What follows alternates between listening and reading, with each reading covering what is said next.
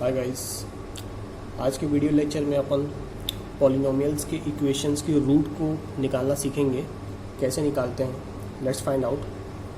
एक क्वेश्चन ले लेते हैं एग्जांपल के तौर पे। जैसे मान लीजिए एक क्वेश्चन है आपके सामने, कोई भी फंक्शन है, क्वेश्चन गिवन है आपके सामने, जैसे x³ minus 6x² plus 11x minus 6। इस इक्वेशंस को आपको इसका रूट निकालना है। रूट कैसे निकाल सकते हैं, जैसे कि देख सकते हैं कि जो पावर है वो पॉलिनोमियल फॉर्म में दिया हुआ है।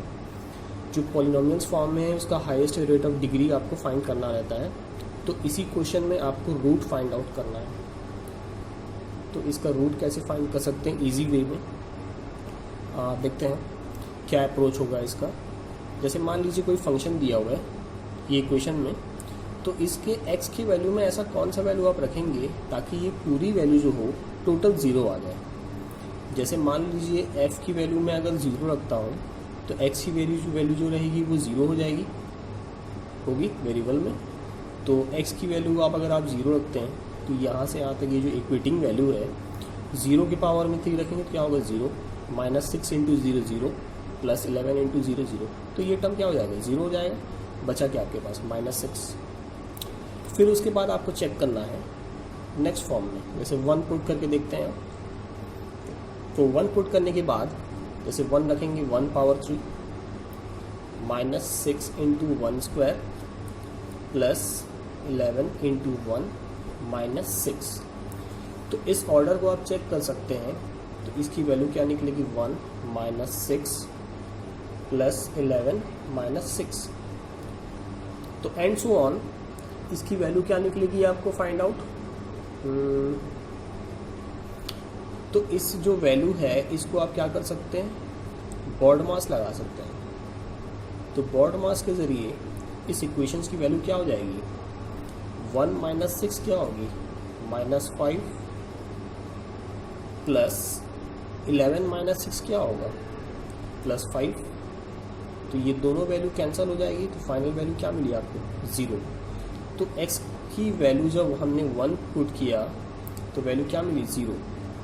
तो आपको ये ध्यान रखना है इसमें ऐसी वैल्यू पुट करें जब इस पूरे वैल्यू का आंसर 0 आ जाए।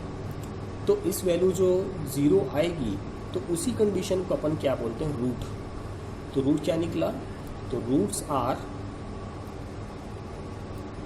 क्या निकली x पे जब हमने 1 पुट किया। आपको ये ध्यान रखना है कि x की वैल्यू जब आप 0 1 2 कोई भी वैल्यू रखते हैं तो ये पूरा कंडीशन 0 होना चाहिए, तभी आप इसकी वेरिएबल्स फाइंड आउट कर सकते हैं और उसका रूट निकाल सकते हैं।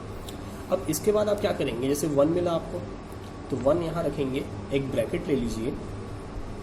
जो भी x की वेरिएबल्स हैं, जो कांस्टेंट टर्म है, x का क्या है कांस्टेंट 1 है, माइनस 6x² का क्या है माइनस 6 है, प्लस 11x तो क्या रखेंगे आप प्लस 11 रख लीजिए, माइनस 6 एज इट इज़ रखिए।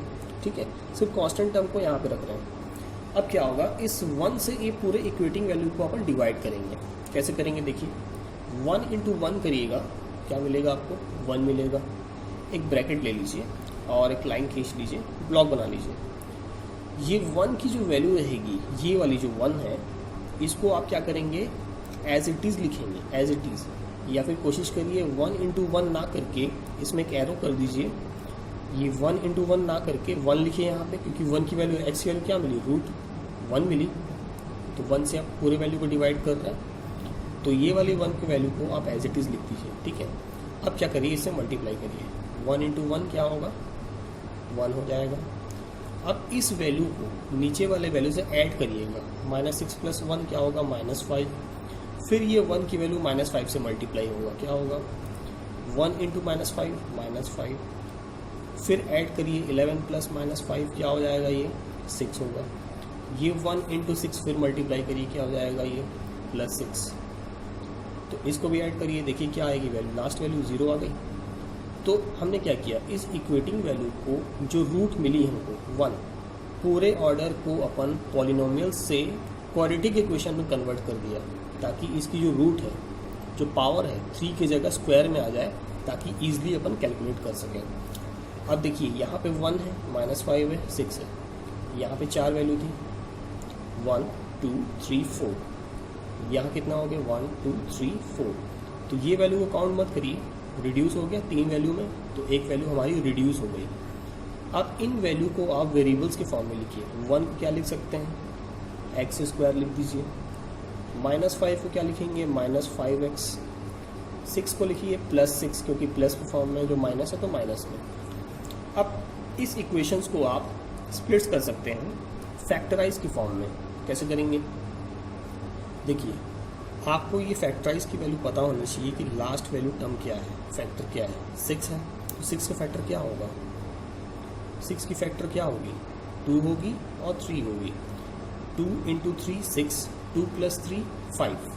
तो इसको मैं कैसे स्प्लिट कर सकता हूँ, तोड़ सकता हूँ, x² -2x -3x + 6। अब इन वैल्यू को एक पेयर बना लीजिए, ये पेयर बन गया, एक पेयर बन गया, जोड़ी बन गई।